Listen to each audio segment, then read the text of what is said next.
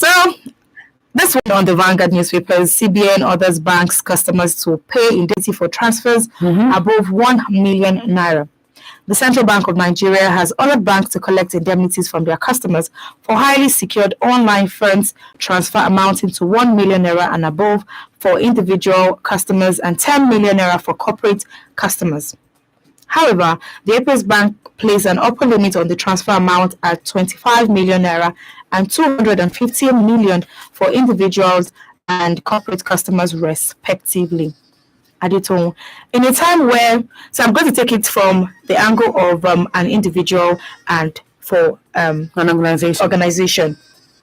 From the organizational point of view, customers, businesses are suffering right now. Some businesses have not been able to recover from COVID. All of these things all in one. Before COVID-19, 4 in 10 Nigerians live below the national poverty line. That's about 80 million people. And right now, post-COVID, look at the way things are. People are still struggling here and there. And this one is coming. Individuals, you have to pay. With all of the bank charges and everything you get to pay, and people get to even complain. I see this comment online, people complain about, oh, you charge me for card maintenance, you charge me for this and this, and this one too is coming to Adito.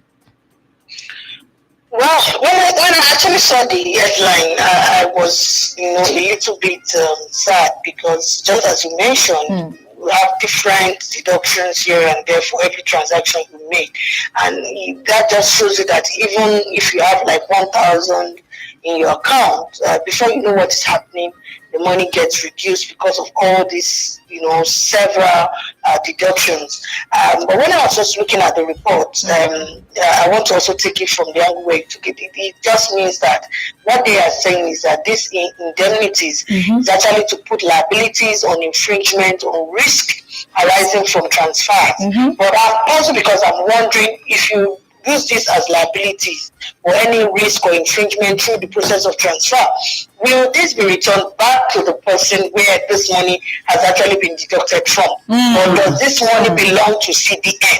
That's where I'm like, what is going on here? Because already, if I transfer money to you or you do the deductions are going to be, Definitely. Exactly. So what does this has to say, even though some will say, oh, it's just for those that are doing such a huge amount of money that will be affected. But even with the little that is being deducted from any Nigerian, no matter how small, we are still complaining about it. So I think that's the part of the report where I'm not that comfortable. You remove from us when we do transfers between a customer and, at least between two people or more than that. And that money doesn't come back to us for any risk. Now you are saying for this amount, for this specified amount, you are putting liabilities on infringement or risk arising from such transfer. Will these liabilities that you have taken, will the money be given back to the customer in case at the end of the day we discover that there's no risk? And how do you determine if there is a risk? There are several transactions that go on up and down. How is CBN going to monitor it? Because even the deduction we're still talking about, they've not been able to do anything about it. Some people, I remember, I think a few months ago, a customer was complaining in a particular bank saying that her money was, I think 10,000 naira was deducted. When she got to the bank, they didn't have a good explanation on why they deducted the money. And she was suspecting that the staff of this bank are actually involved in all these, securing the deductions that there's no explanation to back it up. And this is what I'm saying. When you put liabilities for whatever risk that is going on through process of transfer, what is the benefit to the person that by removing these liabilities from? Are you returning the money back? And then when someone is even the one receiving, are there liabilities for this amount of money? But I want to also look at it from the angle of the economy itself is still trying to gain shape. So when you do all these transfers, especially down to organizations that have to do one project or the other, and they have to make some transfers here and there. Don't the central bank think that they are already reducing from budget that is specified for a particular project, with all these liabilities that they are putting. They want to make banking safer, no doubt. They want to avoid risk, no doubt. But I don't think this is actually the best way to do that, because already you're also making things difficult for whoever is making the transfers with this huge amount. I also look at it from the angle of, okay, 2023 election is coming, money is going to be changed, transfers here and there, money will change, and as they say, there will be so many transactions that will be going up and down. I think some of the measures they're also trying to put in place, because as we mentioned, this election time, EFCC is collaborating with some other agencies to ensure that things are done properly, no unnecessary sabotaging or embezzling of funds that are not meant to be embezzled. So this could be another way to safeguard some of these things. But for the ordinary Nigerians, I think this strategy might not really go well with a lot of corporate organizations or even individuals who have this targeted amount, to do transactions with. All right. Thank you very much, Adito. So as if that's not enough, I'm saying here that they're saying the CBN orders banks to collect indemnities from their customers. So I'm asking, how much exactly is this indemnity? Now, when it's being deducted from an individual of $1 million, 1 million naira, is this going to equate to what? 5,000, 10,000, 20,000?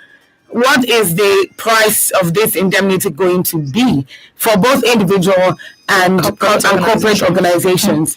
Because if you look at it, that price also, in fact, the mere fact that there is this indemnity already is something that is bringing out all sorts of mixed feelings, and most people are not happy about this. But when you now put an amount to it, that's when people are like, wait, why are you even collecting this amount? And it goes back to, will the money be given back to the person who transfers or to the receiver if there's no risk? And another question is, why would there be risk in the course of transfer that cannot be traced back to the bank? And it's another thing, just like what Somto just raised, is the fact that why do people have to pay for certain systems to just work? Like, certain things have been put in place. Why is that? Why do I have to pay if there's a risk? Why do I have to incur the cost if there's a risk? Somebody made a post on a social media platform. This lady has been on the trail of a certain financial institution, and some kind of transfer went on, and these people for no reason cannot put any credible information as to what happened. And this lady has been going back and forth with them, sending emails, going to them, and it seems as though nothing is happening. This lady made a post saying that I will go to this bank today and I will show them what kind of Nigerian I am. I'm like, you don't have to go this route. But clearly, from all of her posts, she shows that this lady is frustrated already. What is going on with the banking industry? Okay, to add to that, I really think that the CBN should also look into having satisfactory transactions, especially by customers. There are so many. This is just one of many. So many complaints. There's need for central bank not just to come out with some of these policies of whether there's risk or an individual has to make online secure transfer of above 1 million, or corporate organizations, because that's what they are indicating in the report. For corporate organizations, if you make online secure transfer of 10 million, these are some of the things that the CBN should look at. You can't track transaction of a customer, even where there is fraud. Even when you misplace your ATM and someone is withdrawing money from your account in a far place, it is difficult for the bank to quickly respond. So what I'm saying is that aside all these funny policies that they are coming out with, how do they secure that customers are satisfied when they do these transactions here and there, or transfer here and there? We are saying we want them to be cashless, but when I don't have cash on me and I want to make transactions, and I go online or I use other mediums of transfer and it's not secure, I'm not even satisfied, I'm complaining. The complaint is not even getting to the ears of the commercial banks or even CBN. I think there's a problem somewhere, because I'm also going to be satisfied with transactions I'm doing. There should be a way to trace my transaction.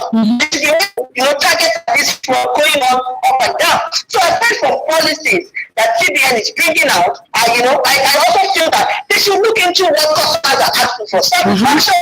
And they should also have, they have stakeholders in the commercial banks. And I also feel very, very sad when customers are complaining in a particular commercial bank and they are not responding. These are people's money.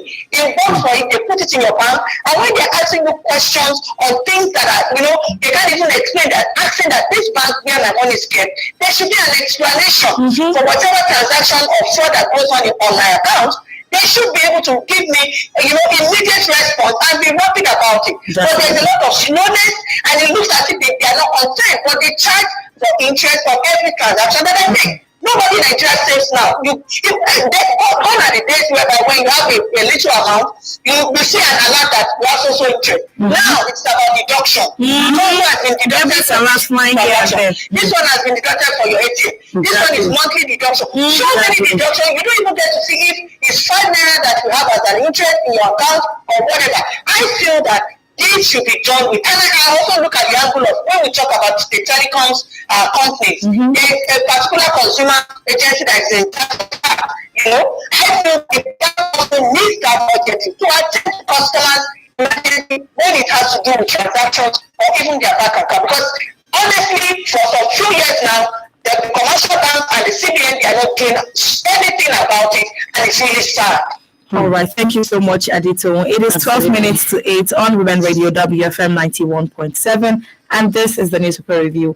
The Newspaper Review is where we get to review the dailies across different Nigerian newspapers, and we have our analyst for the morning, Adito Adebugu, analyzing these issues for us. My name is Esther Larabe, and I have with me Sumto Titilayo Ajama. You can send in your comments, send us your contributions on 070 317 56537 070 317-56537. Text and WhatsApp messages only. Text and WhatsApp messages only. All right, Somto. All right. So I'm going to take this one, and this one says, look beyond challenges, focus on opportunities, Buhari tells investors. Look beyond challenges, focus on opportunities, Buhari tells investors. President Muhammadu Buhari is calling on investors to look beyond the challenges currently facing the world and focus on opportunities they present. As according to him, there are no challenges without opportunities and solutions. So he's basically saying that he's telling the people that the Spanish, let me find that, yes, the Spain-Nigeria business meeting, that's where this occurred, organized by the Spain Chamber of Commerce and the Federal Ministry of Industry. So he's basically saying the global economy is experiencing challenges at the moment, but there is no challenge without solution.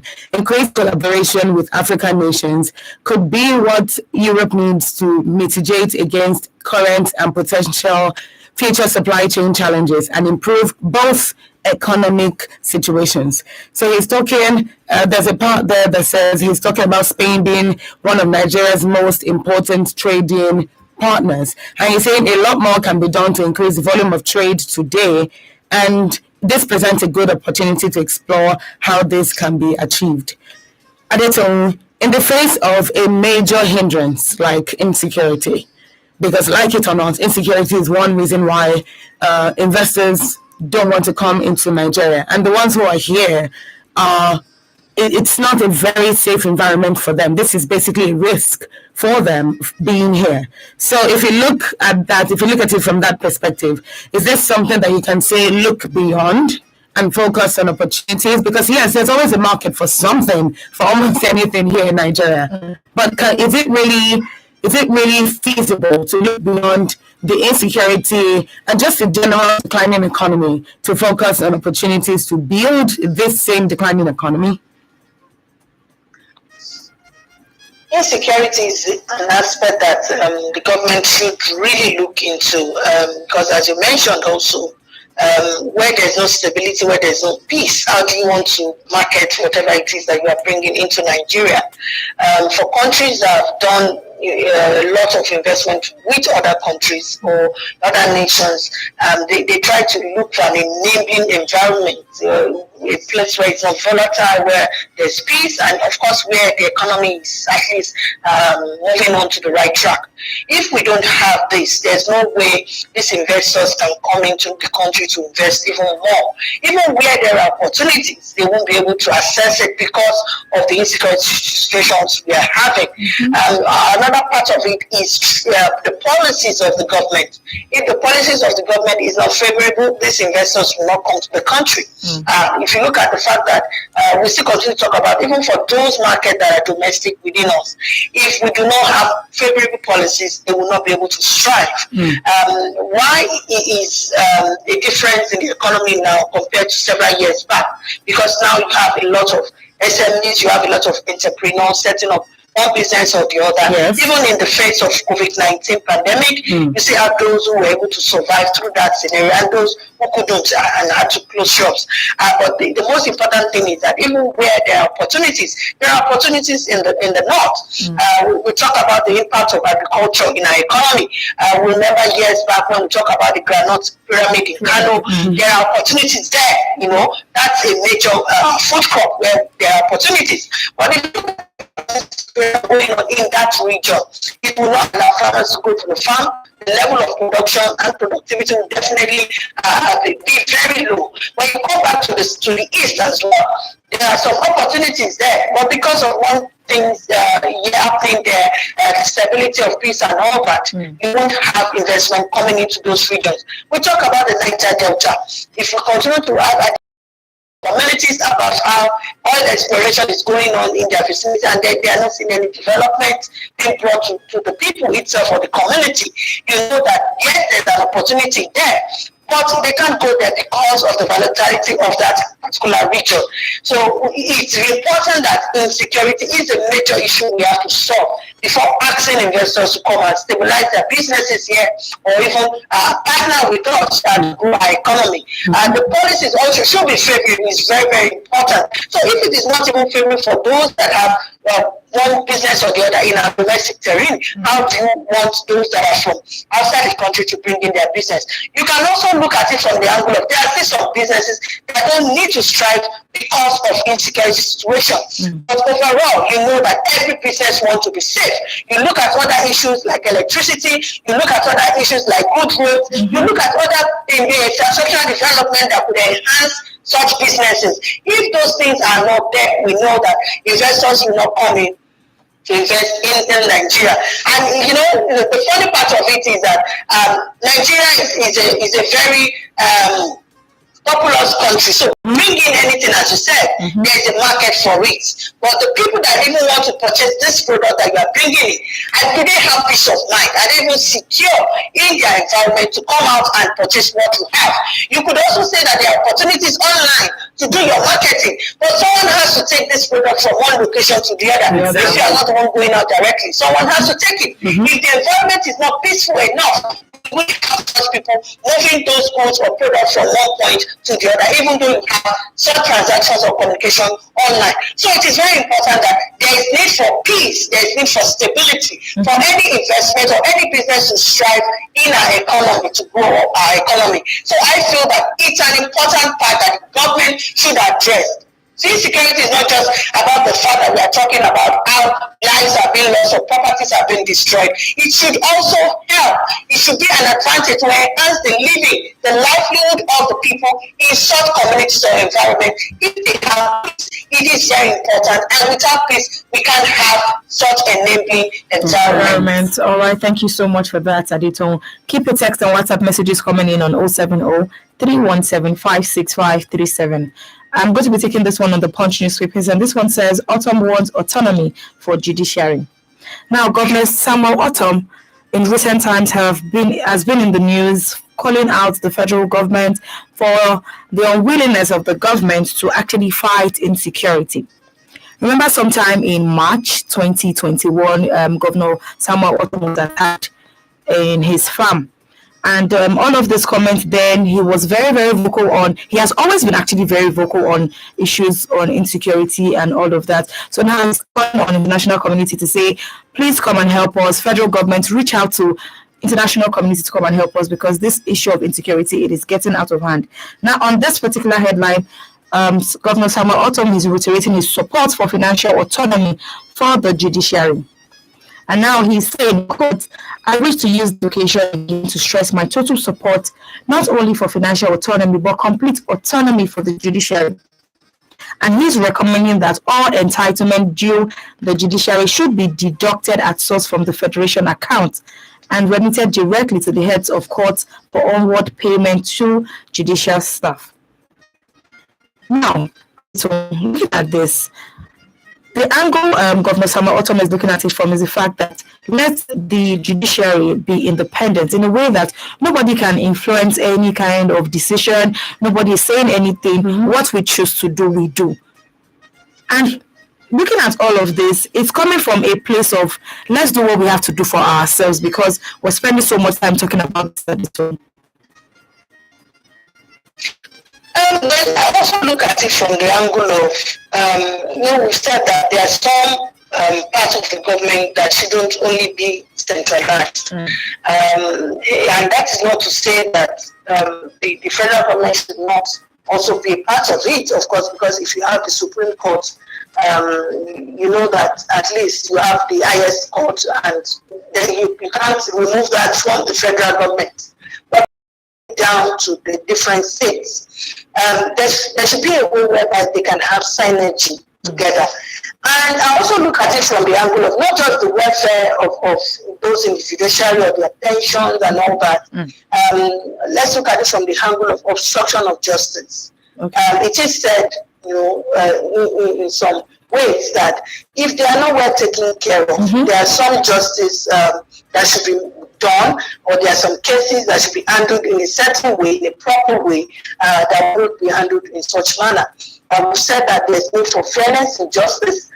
Are we looking at it from the angle of what happens when there's an obstruction in justice? What happens where those that are supposed to be guilty are left to go?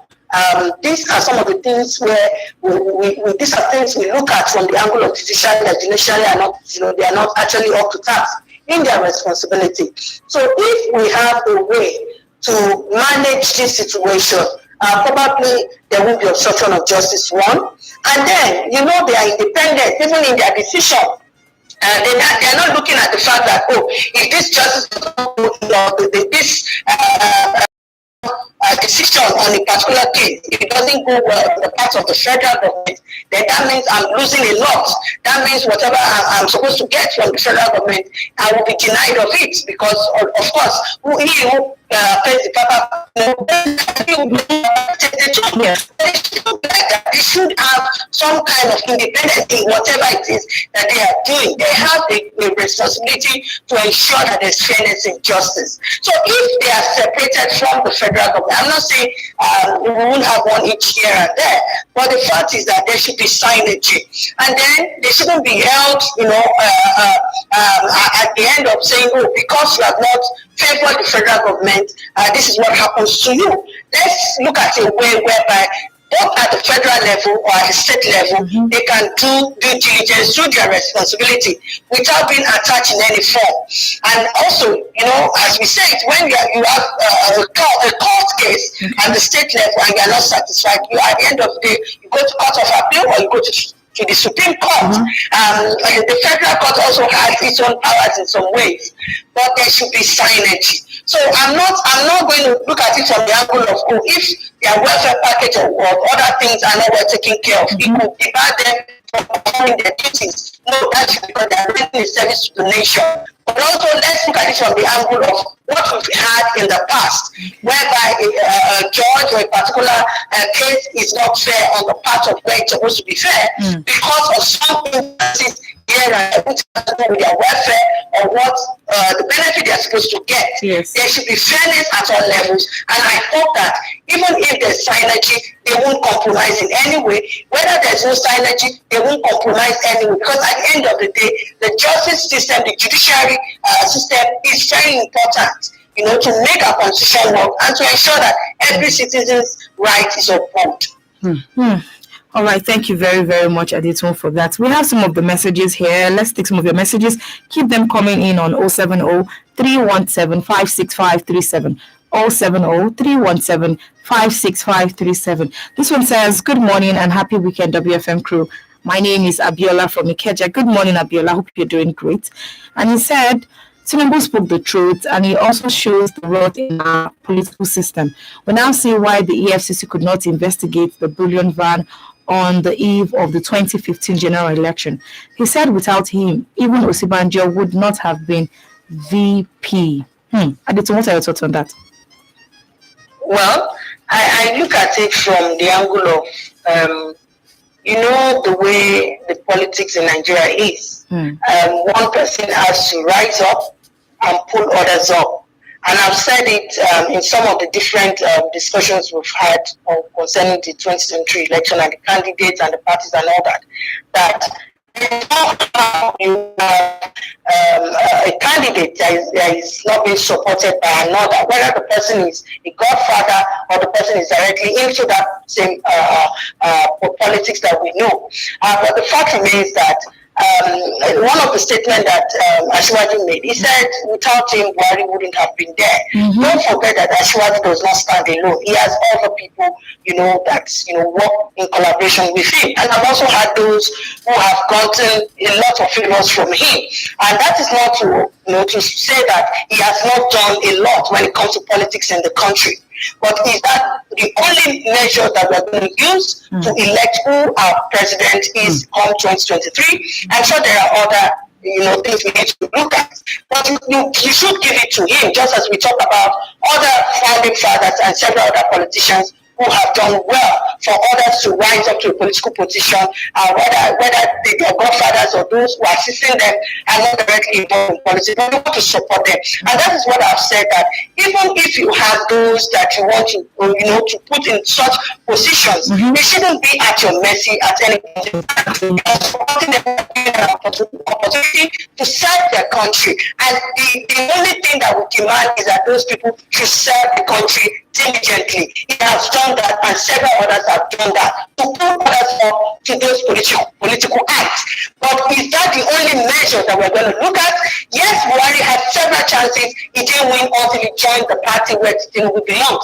And with other people, they collaborated, and he was given that opportunity. Just as Nigerians also, no matter the amount of vote you might have said that we put down there, we also gave in our vote. So it's a collaborative effort to get one person in a particular position, either elected or appointed. There are people that will support such an individual. And that is what the 2023 is also going to look like. Aside that, you have someone that supported one person or has empowered another person to a particular position, or you have given a person a privilege or an opportunity to rise up to a political position. The fact remains that Nigerians should look beyond that. We want credibility. We want other things that will empower that leader to govern Nigeria properly. And that is what we should start looking at. So I am saying that yes, we have a lot of candidates. We need to also look at what they have done in the past. We need to look at the vision they have for this country. And then every other thing, their stability they're bringing, the improvement they're bringing, even their pedigree as individuals, the integrity and the selflessness they have for this country. So many other indices that we need to look at to be sure that yes, we are putting the right peg into the right hole, and I think that is the most important thing that the electorate and citizens of this country should look forward to in 2023. All right, thank you, Adito. Another message here is from Mr. Innocent in Wawa, and this one says, our governments continue to beg foreign investors whose sole aim is to make much gain and uncontrolled reparations of fund, killing our economy. Nobody really cares about micro businesses, and these are the businesses that stabilizes the economy of the country. They really do not care about us. Adeyemi, do you agree with this? Foreign investors really do not care about us. They're just on about what they want to make and to milk the economy. I think if we have those that are selfless as leaders, all these things we were talking about it in the first place. And I think that's what we need. We should see a different result from what we've done in the past. Don't misunderstand me. What I'm saying is that everyone that wants to be the president of this country will tell you they mean well. But when they get there, do we really see that particular trend coming out of them? Do they go all out there to ensure that they actually mean well for this country? Do they attend? Are they proactive to issues concerning this country and its citizens? When we have that, we will even be talking about these issues that we're talking about. But I also want you to know that every Nigerian citizen want a president or a leader that will lead us in the right direction and that will make the economy or the country favorable for everyone, whether rich or poor. We should all be comfortable, and the economy should also help us so that even in our earnings or in our daily lives, we are also satisfied with what is going on. I think if we have that, the issues of insecurity will be sorted out. The issues of poverty will be reduced, and so many other things will be taken care of. The ASO and the medical people will be sorted out if we have such urgency from our government or even from the leader that is coming to govern us or who is even there presently. When we have all this sorted out, these are some of the responsibilities that they owe this country, that they owe the citizens of this country. When they govern us properly, Nigerians will talk that they've done well. When they are not doing well, Nigerians will definitely talk. So we need to also have the dividends of democracy, as I always say, so that this country can benefit every single one of us and no one is left behind. Thank you so much, Aditong. Now, this one is another message from Tony in Birmingham, and this one says the CBN is, in my opinion, CBN is simply colliding with the banks to exploit Nigerians, and that's the more reasons why the real investors in the manufacturing sectors are struggling to stay afloat, while the banks keep declaring huge profits that doesn't even benefit the ordinary bank junior workers, except the fat cats. And I urge all Nigerians to rise up and resist this sharp practice going forward. Good morning. Adito, still on the banking industry, with all of the comments I see on social media lately, people are actually revolting against the against commercial banks these days, because you see comments here and there. Imagine you having to go to a bank for back and forth for about 4 weeks. I have other things to do. Sort your system, something like that. Another message here is from Rusanje Mutiu in Lakberry, and this one says, imagine a politician boasting of making someone a president and a vice president.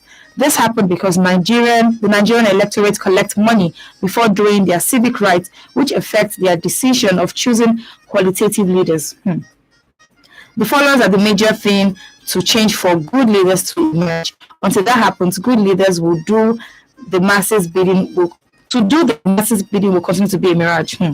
He also says 1 billion naira budgeted for renovation of FCT, mosques and church need urgent investigation. There is hunger and poverty in the land, and all the government wants to do is spend that huge amount of money on just renovations. That is all. I remember the story we had some years back where the National Assembly said they wanted to fix some things in their, in the National Assembly building, and a lot of people were like, why this building has been here for years, lots of lots and all that, and the amount they're even using to renovate, do certain things is not up to what we just, are we going to demolish the building and build something else? Because that leads to the fact that the amount they even stipulated for the renovation was so much, and so people were thinking maybe they want to destroy the building and rebuild it again and all. We mentioned the fact that yes, our maintenance culture is very important so that we can maintain our public buildings or infrastructures.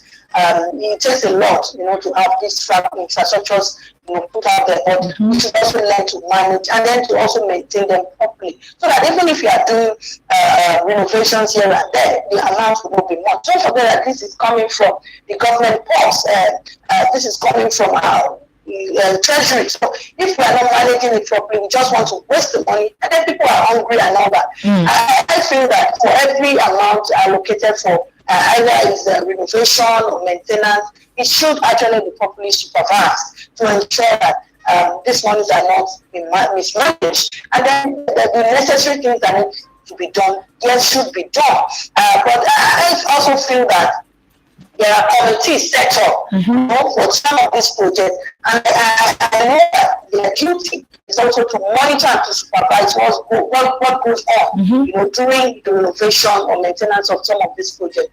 If they are able to do that, and that's why we talk about accountability. You don't discuss money or set money apart for a particular project and nobody's monitoring it. We only hear of what is going on from the beginning. We don't hear the end of the story. We don't know how much has been spent from what has been allocated. We don't even know what was done.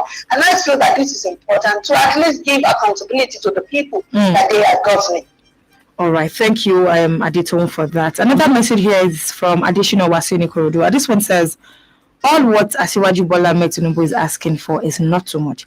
He's only asking for a leveling playground, and he's not asking them to produce him as a consensus candidate. And I want to remind President Muhammadu Buhari in 2015 that it is the primaries also that brought him out as the candidate of the APC, and also in 2019. My advice to everyone, let's give a chance for a leveling playground. Right. So, still talking about this particular one, since we're talking about the same person here. So, a school of thought opines that over time, Aditone, you mentioned the need for some people who have the funds, who have the capacity to support those who are running for offices. Yes. Okay. So, a school of thought opines that more often than not, the people who come across as supporting or giving this capacity, telling you what to do, where to go, or somehow paving the way for you, end up feeling entitled to certain things. So, for example, I support you, Adetone, I push you, give you the support that you need, and you get into office, and you don't want to do my biddings. This is where Godfatherism comes. I put you in that office, I tell you what to do now, you don't want to do my biddings. Don't worry, come next election, this and this. You will hear this kind of conversation. I'm just wondering, it is not a family affair. Let me buttress what I mentioned. I remember in 2019 we had more women come out to contest on different political platforms and different elective, posts and all that. And I remember vividly, emphasizing the fact that this is a new dawn for Nigeria and for the citizens, that we should actually vote for a lot of women who are coming out to occupy those positions, because it says that they know where the shoe pains the women, because they are also women themselves and they can relate easily and expedite action on issues concerning women. And aside that, we also said that such women coming out are doing one thing or the other in their different communities at the grassroots level or across board, to also act as an advantage, so that the leverage they're giving is not just because of their gender, but because of their impact in their communities and what they've done in recent past. I also emphasize that there are some women who don't want to get into political office, but they can actually support those who do not have financial capability, but they are ready to serve their country. I stand with that word, and I continue to emphasize that.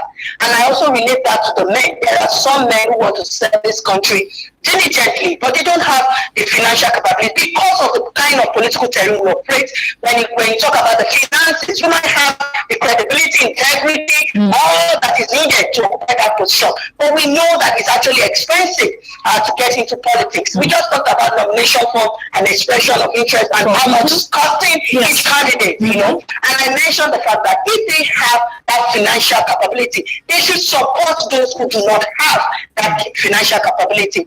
And it's not just for women, it's across board for men as well.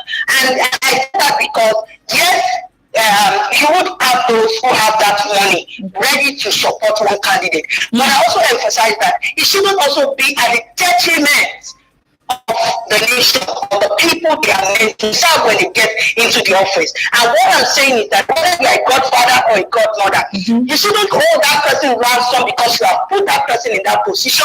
You shouldn't say that the person should abide with all your bidding. For example, if you give me that platform and you financially support me, I will do and serve my people diligently, but you will not hold me ransom because you have financially supported me. That would be unpatriotic of me, because you supported me. To now neglect my duties and my responsibility for the people. I will appreciate you in the way that I will do it, but I will do it according to the laws of the land, and it will not be a detriment to the people or my country. And I say that because it means you are patriotic enough, you appreciate that person, and yet even if you want to say thank you to the person in return for the financial empowerment, don't do it because you are dead, and you don't do it at the detriment of serving your people diligently. I have said that, and I will continue to re-emphasize that, because we all know the situation of things. We mentioned, I think, a few weeks back that even if I want to serve my country, it will take me how many years to save such an amount of money for expression of interest and for me even to get the power. So what I'm saying is that there are actually some people who want to serve, but they don't have the money. And if you have the money to support such candidate, don't hold the person by the neck after the person has gotten there. And then you now start making unnecessary demands. That would be unpatriotic of you. Let this person who has the heart to serve diligently. Let the person that you have helped reward you in a way that it won't be at the detriment of him serving his people or the nation. That is what I call patriotism. And whatever you do for a person, I'm sure there are several ways the person can always say, oh, thanks to this person for doing this. There are ways you can protect that person positively to the Nigerian public to show that this is the person that's giving you that financial backing. I think that is good enough than us saying you have supported me 5 billion. So when you get there, you have to remove 20 million from the federal government because that position belongs to me indirectly. That is not patriotic enough. And that is why I say that yes, we need such people, godfathers and godmothers, to support those who have the capability, integrity to serve this country, but let it not be at the detriment of the people or for those candidates to serve their nations in a good way. All right. Thank you very much, Adito. It is 18 minutes past 8 on your Women Radio WFM 91.7, and this is the newspaper review. The newspaper review is where we get to review the dailies across different Nigerian newspapers, and we get to analyze them. My name is Esther Alaribenaha, with me Tumto Titilayo Ajama. Our analyst for the morning is Adito Adebogu. And yes, we've been looking through some of these issues and discussing them. Keep sending me your comments on 070 317 56537. 070-317-56537. Another message here is from Tony in Birmingham, and this one says, did this individual in question make PMA the president with his personal money? I will be glad if his spokesperson can address my question. Now, Adito, when you mentioned money politics, Sumto, you'd agree with me that in recent times we've seen a whole lot of exchange. There is this particular video that I saw of some delegates of a political party who promised people in this community if they can support him to be a delegate, he's going to come back and give back. And he actually came back to give back. And I saw some of the supposed things he came to give back. And I was like, okay, maybe there should be a school of delegates or something. Let people go in to actually study properly. Let's know that. Because it's really, it's funny when we see things that people should stand against and speak up against. But what do we have? People just get to laugh because you laugh not because you lack ideas. You laugh because you don't even know how to talk about it. How do we begin to address these issues? Money politics. You mentioned the expression of interest form, domination forms, and the cost they come with. By the time you put all of these monies together, even if it's your family members that are supporting you to get that money, is into government, one person is demanding you them in one office or the other. At what point do we eradicate all of this? I was really hoping that the 2023 election will be that election where people can actually do what they want to do it by their own conscience. But look at what we have now. Okay, let me give you an example. Of when we had Barack Obama as the president, and I remember vividly Oprah Winfrey's support for him, and that's one woman I respect, very well. She gave such a lot of support from Barack Obama, and today we don't hear of she's going back to demand for this, demand for that. And I can say that for several other instances that I have. And I think that's the most important thing where we need to look at the angle of godfather and godmother. There's no how you won't have money politics because of the financial implication attached to it. But there should be boundaries set and the person should not look focused. You also look at it down to the delegates, and then I'll talk about the electorate. The delegates, of course, they have an opportunity to put forward the candidate, and this candidate actually represents the party as a whole. And that is the person they will push to us to support. And so you would definitely have, of course, money changing hands here and there. But we've said it over time that when we don't do the right things, we shouldn't even expect a different result. That means when we do the wrong things, as we've done previously, we would have the wrong result as we've had previously. So let's do things differently so that we can have something different. And that also goes to the electorate themselves. Someone gives you 5,000 for a 4-year term, At the end of the day, you spend that 5,000. You are sorry for that for years because you have closed your eyes to do the right thing because of just the stipend money. I'm not saying that it will not in any way encourage you, but should that be the basis for you to put in that particular candidate that you know that is not able to occupy that position? So think ahead. Whatever it is that we are doing towards 2023 election, I think we should be wiser and we should use wisdom in whatever it is that we are doing. We want people to serve us. We want leaders that will serve us properly. Let's elect those leaders. Let's not look at the financial part of it that they are giving us, or the money they are giving us. Let's be wise and do things well, so that at the end of the day, you also have peace of mind. My people will say that a child that says that the mother should not sleep, that child will not sleep. So if we are putting in bad leaders, we also will have the consequences that we're going to face as citizens or electorate that have put those people in power. So that is why I said that we should use wisdom. There is no how you can remove money from the politics or the policy that we are operating in Nigeria. It is part of us. But how do we break such barriers? How do we reduce it to the barest minimum and still get a good result?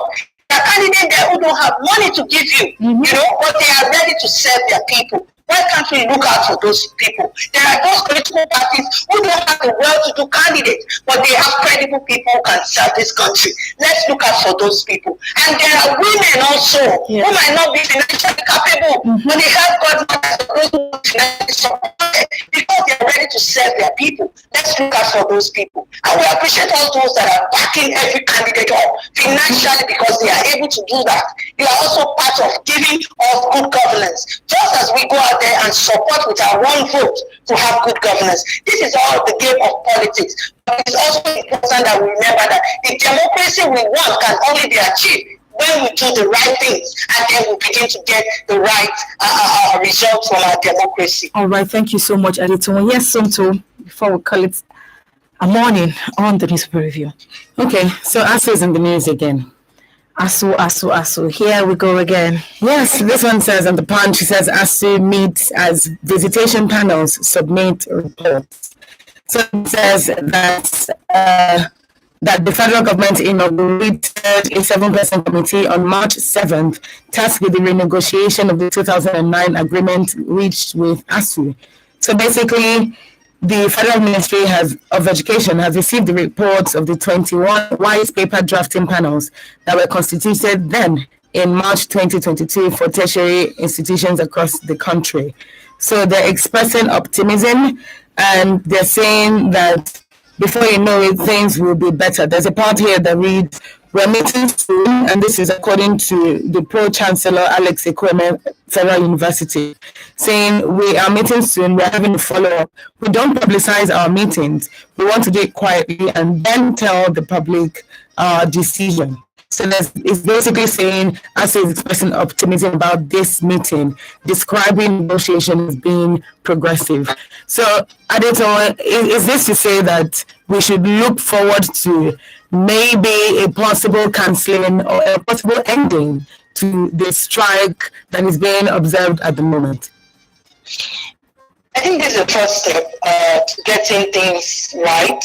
I'm happy that they've taken this initiative to finally agree on the way forward. I think that's the most important thing. I'm also hopeful that things will go well, but I also need to emphasize that the committee members should please, they've been given this opportunity to put things right. They've been given opportunity to change history. Let's have something new that we need to look forward to through their efforts. It's commendable that they are part of this. Let's see how they will rewrite history. Let's see how they will make things right going forward for ASU, for the federal government, and even for our educational sector.